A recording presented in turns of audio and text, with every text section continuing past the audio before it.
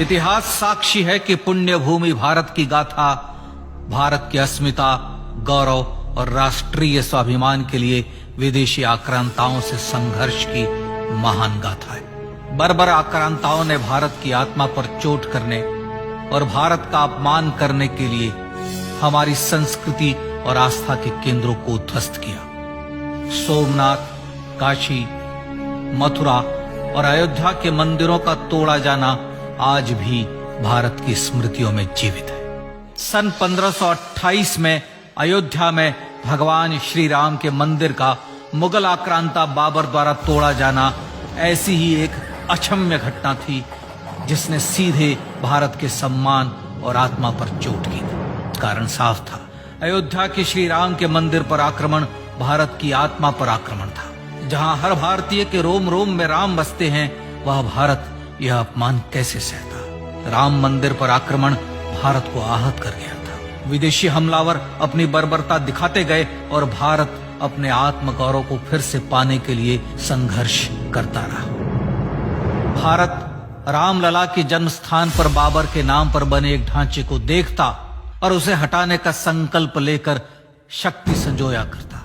हिंदू समाज आत्मसम्मान के रण में डटा रहा और लगातार हमलावरों द्वारा बनाए गए बाबरी ढांचे को हटाने के लिए लड़ता रहा। सरयू कई बार रक्त से लाल हुई। कभी स्थानीय शासकों ने तो कभी साधु संतों और राम भक्तों ने राम जन्मभूमि की मुक्ति के लिए अपने प्राणों की आहुति दी। 74 बार युद्ध हुए। हम कुछ मोर्चे हारे, पर रण जीतने का संकल्प कभी कम नहीं हुआ। हिंदू समाज तलवारों से रक्त रंजित हुआ, पर उसने हार नहीं मानी। उसका संकल्प अजेय था। 15 अगस्त 1947 को देश की आजादी के साथ सैकड़ों सालों से चले आ रहे इस संघर्ष में नई ऊर्जा और एक नया मोड़ आया। अचानक 23 दिसंबर 1949 को बाबरी ढांचे में श्री राम लला प्रकट हुए। हजारों राम भक्त दर्शन के लिए उमड़ पड़े। तत्कालीन प्रधानमंत्री पंडित जवाहरलाल नेहरू ने उत्तर प्रदेश सरकार को श्री राम लला को विवादित ढांचे से हटाने का आदेश दिया। उत्तर प्रदेश सरकार ने अयोध्या के कलेक्टर को यह काम दिया और यह निर्देश भी कि जरूरत पड़ने पर वे बल का प्रयोग भी करें। अयोध्या के कलेक्टर ने सरकार को उत्तर दिया कि यह नरसंहार के बिना संभव नहीं है, और फिर भी वह ऐसा चाहती है तो किसी दूसरे कलेक्टर से यह काम करवा ले। परिणाम स्वरूप रामलला की मूर्ति वहीं विराजमान रही। विवादित ढांचे को बंद कर दिया गया। केवल पुजारी को सेवा अर्चना के लिए भीतर जाने की अनुमति थी। फिर भी राम भक्त विवादित ढांचे के बाहर से प्रभु श्री राम की आराधना करते रहे। भारत के हिंदू समाज के लिए चुनौतियां और बढ़ गई। मामला अदालत में गया। विपक्षी दलों द्वारा अदालत में भगवान श्री राम के अस्तित्व पर सवाल उठाए गए। उनके अयोध्या में ही जन्म लेने का प्रमाण मांगा गया। भारत का जनमानस अब आहत हो उठा था। आजाद भारत में भी हिंदू समाज को अपनी आस्था और श्रद्धा के लिए संघर्ष करना पड़ रहा था। चुनौतियों के इस समय में सन 1984 में विज्ञान भवन दिल्ली में विश्व हिंदू परिषद ने धर्म संसद का आयोजन किया। इस संसद में देश भर के संतों ने राम जन्मभूमि की मुक्ति के लिए आह्वान किया और राम जन्मभूमि मुक्ति यज्ञ समिति का गठन किया।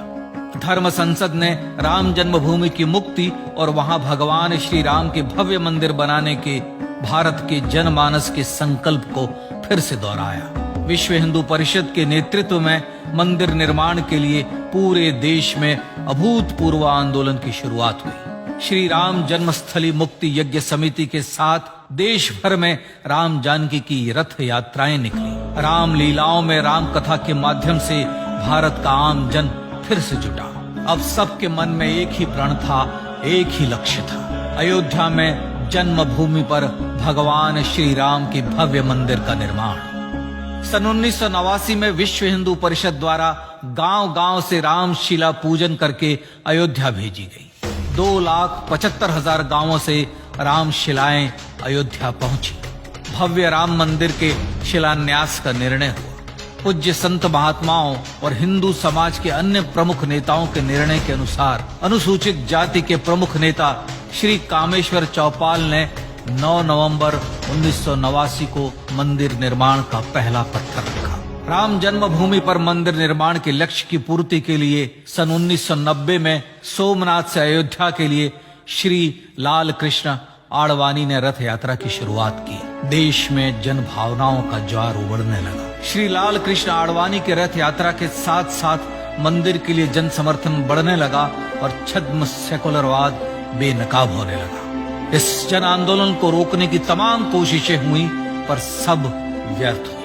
विश्व हिंदू परिषद ने देशवासियों से अयोध्या में जन्मभूमि पर मंदिर निर्माण के लिए 30 अक्टूबर और 1 नवंबर 1990 को कार सेवा का आह्वान किया। परिणाम स्वरूप लाखों राम भक्त कार सेवा के लिए देश के कोने कोने से अयोध्या आए। इससे देश की एकात्मता का विराट दर्शन हुआ।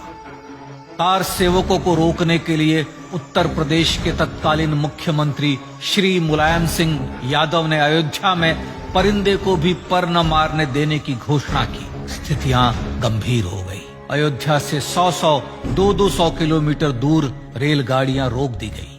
अयोध्या युद्ध भूमि बना दी गई। मार्ग बंद, रेल बंद, चप्पे चप्पे पर पुलिस। अयोध्या सैनिक छावनी में बदल गई। राम नाम पर ऐसी पाबंदी कि अर्थी ले जा रहे लोगों तक को रोका गया क्योंकि वे राम नाम सत्य कह रहे थे। लेकिन सैकड़ों किलोमीटर की यात्रा कर कार सेवक अयोध्या पहुंचने लगे। राम के गीत गाते, होठों पर हंसी और पांव में छाले लिए राम काज के लिए राम भक्त देश विदेश से अयोध्या पहुंच ही गए। कार सेवकों पर गोलियां चली। अनेक कार सेवक शहीद हुए। आजाद भारत में जन्मभूमि पर राम मंदिर के लिए कार सेवकों ने फिर एक बार अपना बलिदान दिया, पर कार सेवकों ने विवादित ढांचे पर भगवा फहरा ही दिया और इस तरह कार सेवा सफल हुई। श्री राम जन्मभूमि आंदोलन ने भारत की सुप्त आत्मा को झकझोर कर जगा दिया था। विश्व हिंदू परिषद ने फिर एक बार 6 दिसंबर 1992 को कार सेवा का आह्वान किया। राम भक्तों को कार सेवा करने देने के लिए अदालत में प्रार्थना की गई, पर अदालत ने कोई निर्णय नहीं दिया। परिणाम स्वरूप बौद्ध, जैन, सिख, स्वामीनारायण संप्रदाय, गायत्री परिवार, हर पंथ मत विचार के हिंदू एकत्र हो गए। छूत अछूत का भेद मिटा, जाति की पहचान मिटी। हम सब हिंदू, हम सब सिंधु बन गए। राम सिंधु में ज्वार उठा और देखते ही देखते 6 दिसंबर 1992 को श्री राम जन्मभूमि से बाबरी ढांचा सदा के लिए हट गया।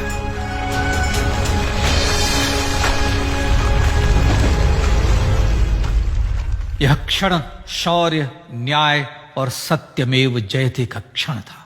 यतो धर्मस्ततो जय का क्षण था। पर संघर्ष की गाथा यहां जाकर भी नहीं रुकी। छद्म सेकुलरवादियों द्वारा भारत और भगवान श्री राम के इतिहास को झुठलाने के लिए अदालतों में चुनौतियों का सिलसिला चलता रहा, जो 1950 से चल रहा था। हिंदू सिखों के बीच से गुजरते हुए भगवान श्री राम का दर्शन करने के लिए विवश थे। यह स्थिति थी आजाद भारत में श्री राम और राम भक्तों की। पर सत्य को तो जीतना ही था।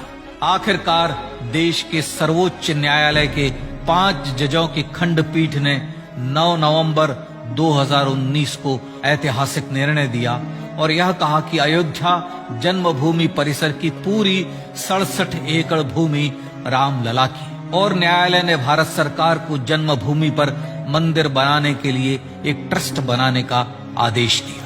सर्वोच्च न्यायालय के आदेश के अनुसार भारत सरकार ने 5 फरवरी 2020 को श्री राम जन्मभूमि तीर्थ क्षेत्र नाम के ट्रस्ट का गठन किया और राम जन्मभूमि न्यास की भूमि जो सरकार द्वारा अधिग्रहित की गई थी, उसे ही नवनिर्मित न्यास को वापस दे दिया गया। 5 अगस्त 2020 को भारत के प्रधानमंत्री श्री नरेंद्र मोदी ने श्री राम जन्मभूमि तीर्थ क्षेत्र के अध्यक्ष पूज्य महंत नृत्य गोपाल दास, राष्ट्रीय स्वयंसेवक संघ के पूज्य सरसंघ चालक डॉक्टर मोहन भागवत एवं उत्तर प्रदेश के मुख्यमंत्री श्री योगी आदित्यनाथ की उपस्थिति में श्री राम जन्मभूमि पर भगवान श्री राम के भव्य मंदिर के लिए भूमि पूजन कर निर्माण कार्य का शुभारंभ किया। इस तरह लगभग 500 वर्षों से राम जन्मभूमि की मुक्ति के संघर्ष का पटाक्षेप हुआ।